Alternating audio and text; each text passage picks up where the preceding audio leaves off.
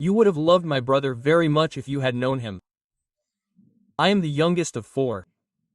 2 have passed away. The oldest brother, Sergio, remains. He is 62 years old, if I am not mistaken. 62 or 63. And I am 30. But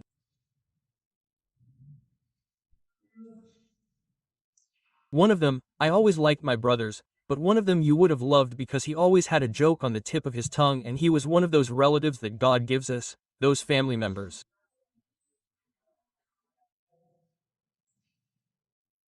that God gives us so that the parties do not start until they arrive. They are the ones who are the life of the party. He could make friends with anyone. He had a charisma that I suppose he inherited from his mother, from his old lady, who was always an artist. And I think he had that artistic soul, and he had an overwhelming charm. He was a preacher, you know? And one of the good ones, a great pastor. He was a preacher, a pastor, a man of God.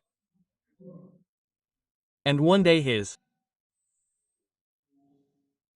church went through a crisis. He wasn't the lead pastor, he was technically one of the assistant pastors. And the man failed, his pastor failed. For some reason he couldn't get over it. For some reason he turned away from the Lord and left the church. First he left the Bible, then he left the church, then he left fellowship with the Lord, and he left never to return. Shortly after we learned that he started drinking again, and the alcohol took its toll. He started to lose weight, he started to be sad, increasingly gray. The last times I saw him he was the shadow of that Daniel that I wanted so much to be like when I was going to grow up. And in the year 2013, 2 years ago, around May, my older brother called me and gave me the news that he had had an irreversible heart attack, obviously a massive heart attack, and had passed away. He had died in the ambulance while the paramedics tried to give him oxygen, respiration.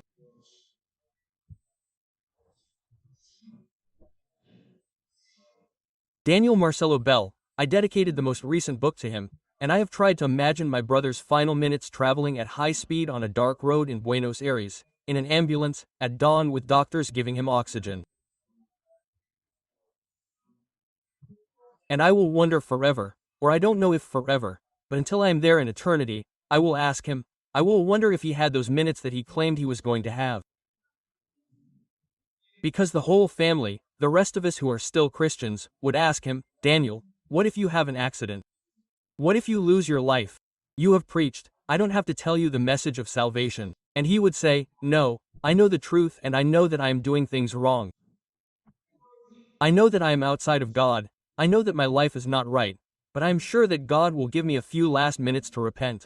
And I would say to him, what if he doesn't give you those minutes? God will give them to me. Relax, Dante. What if he doesn't give it to you? Oh, God is going to give it to me. So you can imagine that the first thing I thought about was if he had those minutes before I died.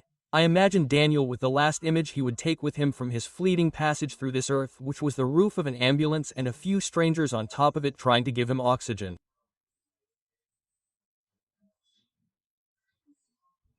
And maybe your heart is not giving its last beat, but today you arrived at this service with your last savings, the last solution, the last pinch of coffee, the last credit, the last opportunity, the last analysis. We always reach the last of something, the last ounce of patience. We are afraid of being sued, afraid of finishing last, afraid of losing our savings. That lump on our chest or on our forearm causes us a certain concern. We don't like that mole at all. That guy who moved in next door doesn't give us peace of mind. And then we start to be afraid, and we say, what if I run out of the last thing I have?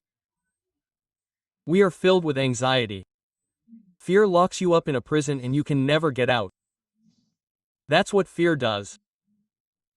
Fear never does anything except put you in a prison, and it doesn't let you get out or be happy or free.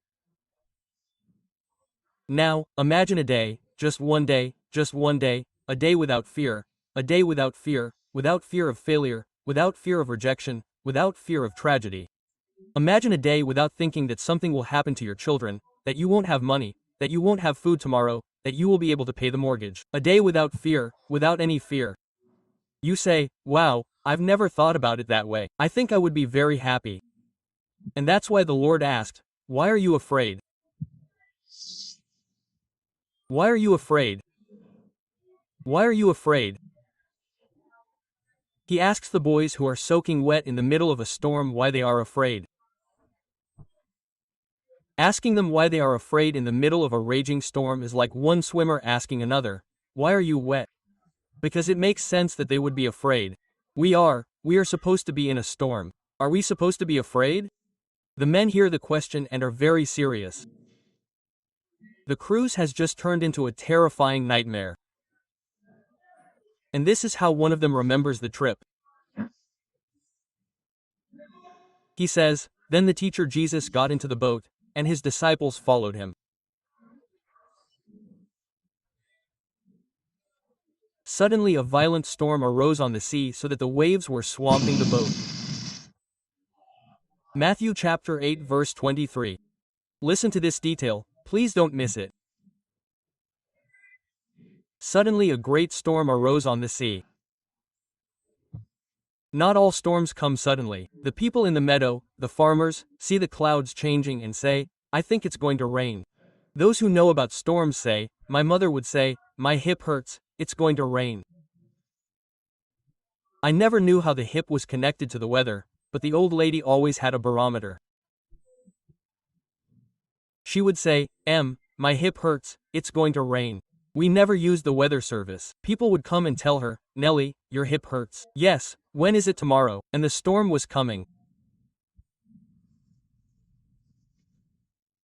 However, the apostle says, no, this storm suddenly leapt like a lion from the grass, crouching. And Peter and John struggle. They are fishermen and their trade makes them try to keep the sail as low as possible. Matthew is a tax collector. Matthew works in the tax area. He knows as much about sails, ships and storms as I do about Japanese, Mandarin, English. So the only thing Matthew does, the only effort he makes is not to vomit or to vomit as little as possible. The Bible does not say that he vomited. And he would have preferred to tell the story in the following way, to say, and Jesus got into the boat and immediately a rainbow appeared and they saw a flock of doves in the formation of a cross. Quote. That would have been a poetic story of the Lord.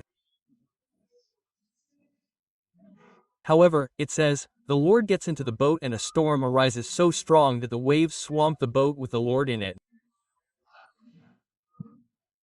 This teaches me a lesson, gentlemen. Getting into the boat with Christ can mean that you have to get wet with him. And not learning or not understanding this principle or this basic concept will cause us many headaches. I come from a church where we were taught that if your life begins to have storms it is because you have turned away from the Lord.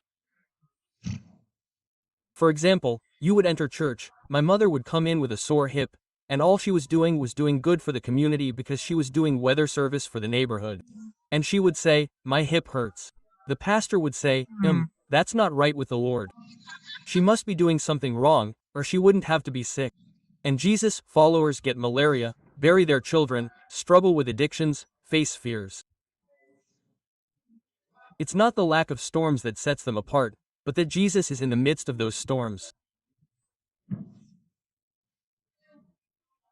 It's not that they won't have a storm, because when we hear that a missionary was executed or that one of their children was lost or that a Christian had an accident, we say, oh, God, but that's what I don't understand about God. And I serve the Lord. The Bible doesn't say that we will be exempt from storms, but it does promise that nothing can happen to us if he is in the storm. You say, but how can nothing bad happen to me if bad things happen to you? But the Lord says again, I want you to understand this. Maybe the storm will get terrible. Maybe the cloud will get so black that it says, I'm going to die. But nothing will get out of my hands or my plans, because I am in control and I am the one who invites. Do you believe it? Yes or no? Now, Mark adds some very curious details. He says, Jesus was in the stern sleeping on a pillow. The pillow is not a soft pillow. It is not a small cushion, it is a leather bag full of flour that is used to stabilize the boat, which is still used by fishermen in the Mediterranean. So he was sleeping there with his head, and that nap worries his disciples, and they say to him, this is what they say to him, Master, do you not see that we are perishing? In another version it says, do you not care that we are dying? Dante's version speaks today. Do you care a damn that we are going to drown? Do you not care? To me it sounds like that rebuke of some women who say, see, you never change. As if they had a background to say that. Do you see the same dirty guy? Do you see the same starving guy?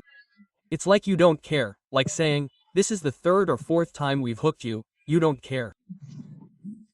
You don't care. That's what fear does.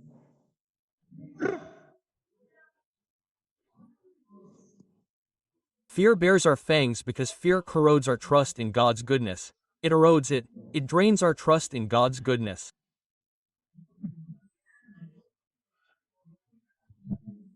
We become filled with fear and lose control.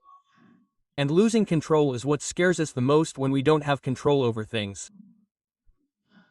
Mom, in addition to being a mother, wife, daughter, and grandmother, was the controller of everyone's life. She could control everything, everything in her universe, which was the roof of the house where I lived. It was under her control, what was going to be eaten. They didn't change their underwear unless Mom ordered them. There was no bathing when someone wanted to bathe unless Mom gave the order. And Dad understood that since he married Mom. That's why Dad coined the phrase, I don't know, ask your mother. That was the phrase. Dad declared himself incompetent in the case since he married the old lady. He said, the old lady decides. I approve or disapprove. It didn't matter what the old man said anyway, because the old lady had the last word. Fidel Castro had spoken in Cuba when Mom was speaking. That was Mom. A person like that can drive a car, a nuclear submarine, and pilot a plane, a bomber, but you can never have her as your co-pilot because it will make you sick, even if you're a Tibetan monk. Mom would talk to me and my brother and tell him, watch out, old man, turn on the turn signal, click, the hazard light, please, watch out for the stop sign, there, the one over there is braking, turn around, turn, this way, no, not this way. My dad never needed a GPS. Mom would tell him, turn right, turn left, 3 blocks, my hip hurts, it's going to rain everywhere. Mom was a control freak. So Dad had gotten used to her driving and doing everything and her talking about everything. She wanted to control everything. One day she grabbed the old man's steering wheel. The only time my dad got angry, he said, here, don't touch my steering wheel. My dad never defended me like that when someone touched his steering wheel. That's as far as the old lady went, because Mom knew that she couldn't stretch the rubber band very far either. That's as far as she got. She said, well, he never touched the steering wheel again, but David managed it like this through telepathy. And he would turn. Mom would never have been able to get on a plane because on a plane, although it's the safest means of transportation, we have no control over anything. We just stay there, fasten our seatbelts, there's no control over anything. You go like this, you go like this, you go like this, and you can't see the pilot. Mom, what would my mom have done? Look, I don't think even Al-Qaeda would have achieved what she did. If Mom was on that plane, Mom would have had control over everything. When we lose control, we become filled with fear, we lose control over our health, we lose control over our finances. As long as we have a little bit of control, faith is not what it is. People say, no, I know that God is going to heal me. Besides, the doctor told me that with this medicine, with this chemo, I'm going to be healed. I know that God is with me because the accountant told me that not all is lost, that he can still fix the paperwork. As long as there is hope that I still have control, we are not afraid. But there comes a time when the letter from the bank arrives and tells you that you are out, that you are history, 5 days to vacate. Or the diagnosis. We can't do anything. Go home and spend the last days with your family. or the day we find out that love has gone up in smoke, or the day we find out that what we feared has finally happened and there is no hope. And when our hope of control runs out, that's when we say like Lazarus, "Sisters, all I wanted was for you to do it, to heal my brother, but you weren't here. Don't you see that my brother is dead? Don't you see that we are perishing?" Quote. And the faith of the resurrection is what we abandon. We think that the Lord, even God, has a limit. Even God can perform miracles, but well, not so much at the limit. I remember from my mother all the phrases she had, one after another, many sentences, many phrases. And Jesus declared war on fear, to the point that he mentioned 125 sentences in the imperative mood, of which 80 have to do with do not fear, do not be afraid, do not be anxious. And in the entire Bible, from Genesis to Revelation, the word do not fear appears, guess what, 365 times. It could appear 364 times if that would be correct, or how about 366? But only do not fear appears, and it is the only phrase that is repeated 365 times. That has to have an explanation, and the first one that comes to mind is the one that is also occurring to you. There is a do not fear for each day of the year, from January 1st to December 31st. Do not fear, don't be afraid. Someone needs to hear it. Don't be afraid. Don't be afraid. You are worth more than many sparrows, the Lord tells a group of people. Don't be afraid for what you will wear or what you will eat. They mention another message, and as if he had no other topic, later on he says, do not be afraid, just believe. I am the one who takes courage. Do not be afraid. Quote. He mentions walking while looking like a ghost on the water. Do not be afraid of those who kill the body, worried that they might take your soul, but do not be afraid for the body. He tells his inner group, do not be afraid, little flock, to a larger ring, it's already a little bit bigger circle, because it is your Father's good pleasure to give you the kingdom. Do not let your hearts be troubled, neither let them be afraid, a desperate father tells them. Then there is a large crowd, and he says, and you will hear of wars and rumors of wars, but do not be afraid, do not be afraid. It is going to be a miracle. Jesus approaches him, touches him. I said, get up, and the lepers, no one would touch them. He says, hey, do not be afraid. When the Lord ascended into heaven, if you could have talked to any of the disciples, you would ask, what phrase did he repeat over and over again? It's not, rise up, you shall be mighty, I will anoint you. It's, do not be afraid. Why are you afraid, you of little faith? Yeah,